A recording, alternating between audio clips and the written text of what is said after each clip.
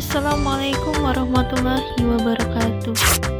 Perkenalkan, nama saya Wanda Adriani dengan NIM 246210002 dan bersama rekan saya Sektayoni Veronica dengan NIM 246210024. Baiklah, pada kesempatan kali ini kami akan menjelaskan tentang pengertian aliran pemikiran tasyri', karakteristik dan periodisasinya, di mana pada poin pertama adalah pengertian aliran pemikiran tasyri'.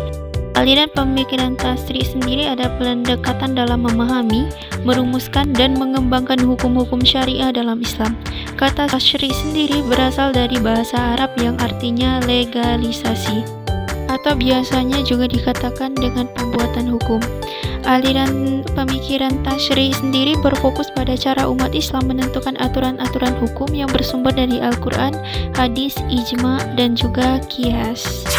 Lalu ada pun ciri-ciri utama aliran pemikiran tasyri'. Yang pertama, berbasis sumber hukum Islam. Yang kedua adalah ijtihad. Yang ketiga, kontekstualisasi hukum. Yang keempat, pembagian mazhab.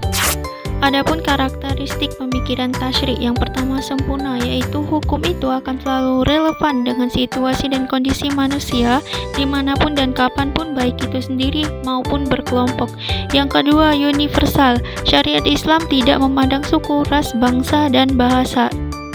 Yang ketiga, elastis, fleksibel, dan dinamis, serta tidak kaku. Yang keempat, menegakkan maslahat. Hukum Islam adalah hukum yang maslahat untuk menopang segala permasalahan yang terjadi. Yang kelima, bersifat ta'akuli dan ta'abudi. Hukum Islam diciptakan dengan bertujuan untuk mendekatkan kepada Allah. Periodisasi. Pada periode pertama, fase kenabian atau masa pertumbuhan, juga dikenal sebagai periode pembentukan, mencakup perkembangan dan pembentukan hukum Islam yang dimulai saat Nabi diangkat menjadi Rasul pada tahun 610 Masehi dan berlangsung hingga wafat di tahun 632 Masehi.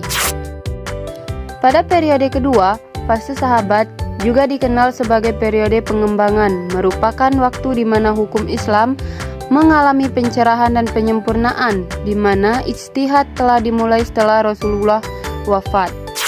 Nah, pada periode ketiga, fase tadwin atau kodifikasi, yang juga dikenal sebagai masa pembuahan, adalah periode keemasan di mana hukum Islam mulai diatur dan dijelaskan dalam bentuk buku-buku oleh para imam mazhab dan para pengikutnya. Di periode keempat, fase taklid atau jumud, juga dikenal sebagai masa kaku dalam pengembangan hukum Islam, adalah periode di mana minat dan semangat masyarakat untuk melakukan ijtihad mengalami penurunan yang signifikan. Dan pada periode kelima, fase tiga kerajaan, termasuk kerajaan Utsmani, kerajaan Safawi, dan kerajaan Mughal, adalah masa transisi dari zaman klasik ke modern dalam sejarah Islam. Di periode ke-6, fase kebangkitan adalah periode di mana semangat untuk melakukan ijtihad kembali bangkit dan semakin meluas. Terakhir, pada periode ke-7, fase modern adalah fase di mana hukum Islam menjadi landasan hukum resmi dalam negara-negara Islam modern.